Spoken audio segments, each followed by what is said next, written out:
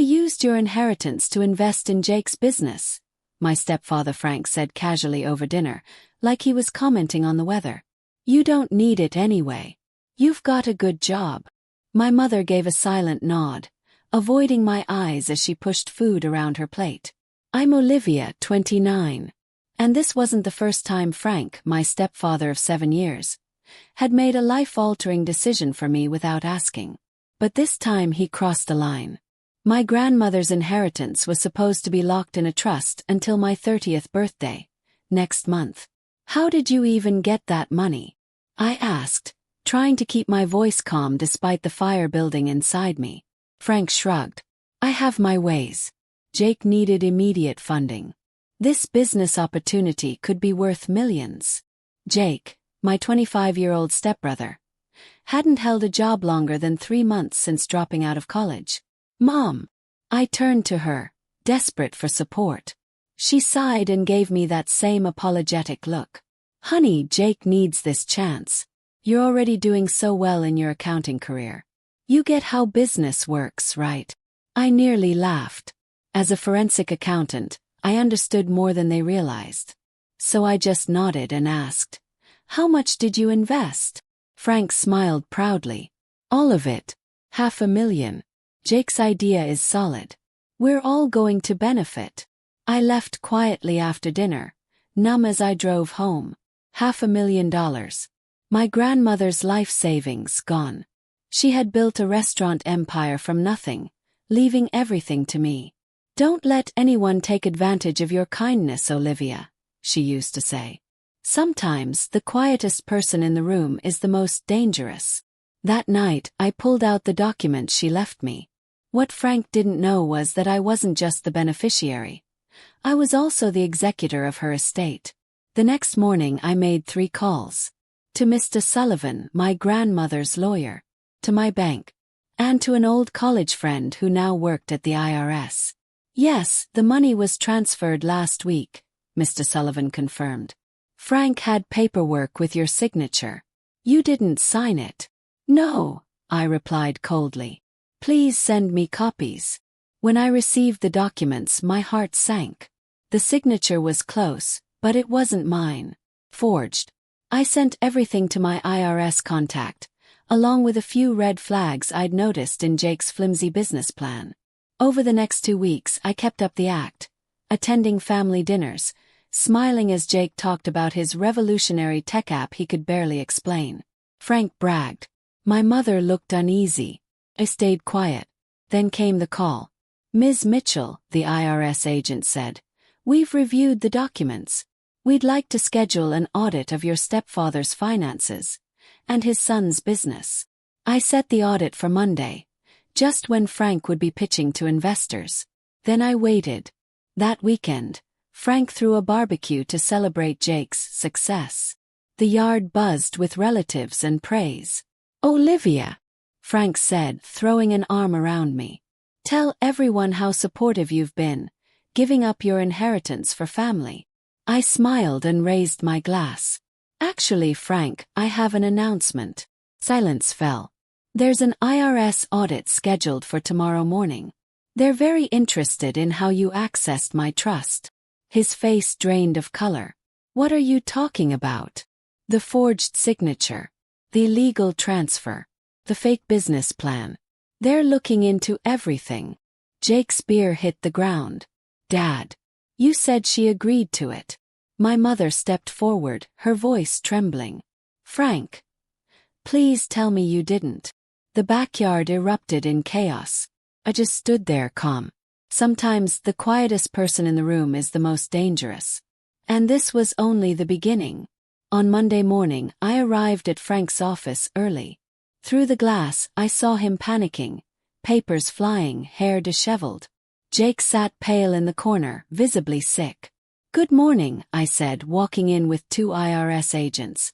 "Hope you're ready." Frank stood up, stammering. "You're destroying this family over a misunderstanding." Agent Thompson, calm and stern, raised an eyebrow. "Mr. Carter, we're here to investigate unauthorized access to a trust fund and potential financial fraud." And just like that, the mask fell. I wouldn't call that a misunderstanding. For the next 3 hours, I sat silently as Frank's carefully crafted lies unraveled. The IRS agents quickly uncovered not only the forged trust documents, but a web of suspicious transactions tied to Jake's so-called startup. Can you explain these? Agent Thompson asked, pointing to a series of transfers. Nearly $200,000 moved through 7 accounts in 2 days. Jake turned pale. Dad, you said all of this was legal. Frank's face flushed an angry red. I was protecting my son's future. Olivia doesn't need that money. She's always been independent. Jake needs a chance. By committing fraud, I said, breaking my silence. By stealing money my grandmother spent her life saving for me? What they didn't know was how much deeper I had already dug. Over the past 2 weeks, I'd uncovered the rest of the scheme. Shell companies, fake investment pitches, hired actors posing as potential investors. Suddenly the door burst open. My mother rushed in, eyes wide. Frank, what have you done? The bank just froze our accounts. Mrs. Carter, Agent Thompson said firmly. Please sit down. We have questions about your involvement as well. My mother sank into a chair, visibly shaken. Olivia, I swear I didn't know. He said you agreed to help Jake. I looked at her, my voice calm but firm. Like when he borrowed my college fund. Or sold my car to help Jake. You always looked the other way. Frank jumped to his feet, pointing at me. You ungrateful little. I've done more for you than your real father ever did. Everything I've done was for this family. No, I said. Everything you did was for Jake. You never saw me as a daughter. Just a resource to exploit. Agent Wilson, the second IRS agent, spoke up. Mr. Carter, we've seen enough.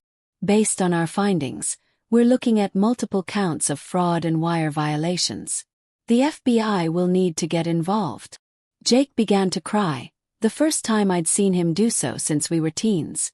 Dad, you said this was legit. I never wanted to steal from Olivia. For a moment I almost felt sorry for him. Almost. Your father didn't just steal from me, I said, sliding over another document. He's been running a Ponzi scheme through your startup. Those investors you've been meeting. They're about to lose everything. Frank lunged for the papers, but Agent Thompson was faster. Sit down, Mr. Carter, she ordered. Any further aggression will lead to immediate arrest. My mother sobbed quietly, decades of denial crashing around her. What are we going to do? Our savings, our reputation. You should have thought of that before letting him steal from your daughter, Agent Thompson replied coldly. As the questioning continued, I stepped out of the office. Through the glass, I watched Frank's perfect world fall apart. Jake sat slumped in the corner. My mother wept silently.